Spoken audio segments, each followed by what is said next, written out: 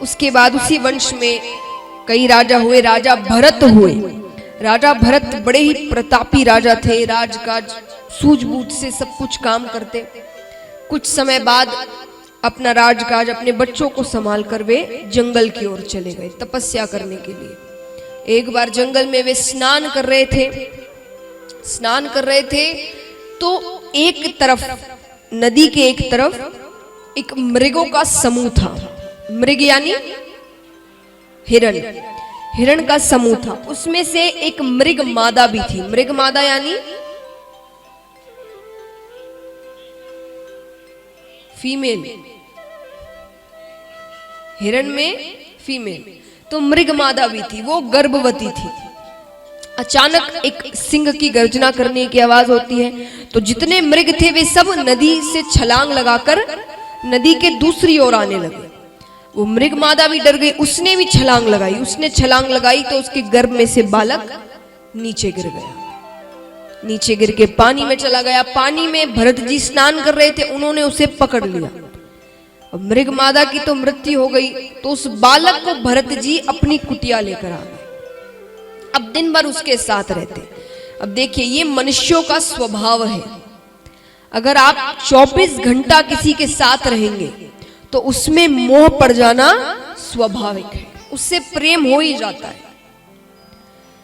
तो यहां पर 24 घंटा भरत जी उस मृग बालक के साथ रहते।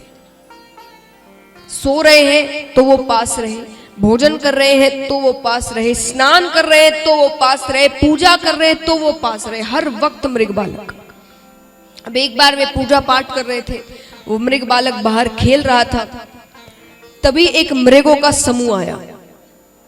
अपने जैसे मृगों को देखकर वो उसी के साथ चला गया। अब यहां पूजा करके वो मृग बालक को अंदर बुलाने आते हैं। देखते हैं तो मृग बालक कहीं नहीं, हर जगह ढूंढ रहे हैं, नहीं मिलता। काफी समय चला जाता है।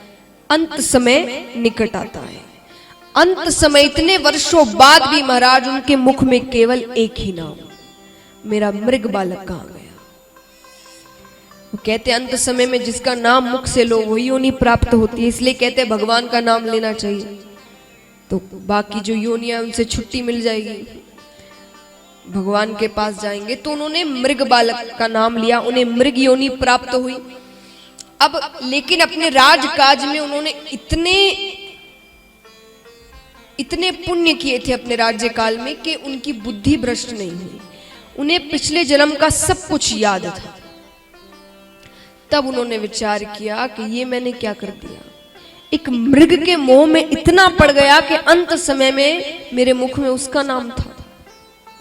तो उस मृग योनि में वे ठाकुर जी का नाम जपते, अंदर सही समय पर उठ जाते, स्नान करते, तो दूसरी योनि मनुष्य योनि प्राप्त हुई।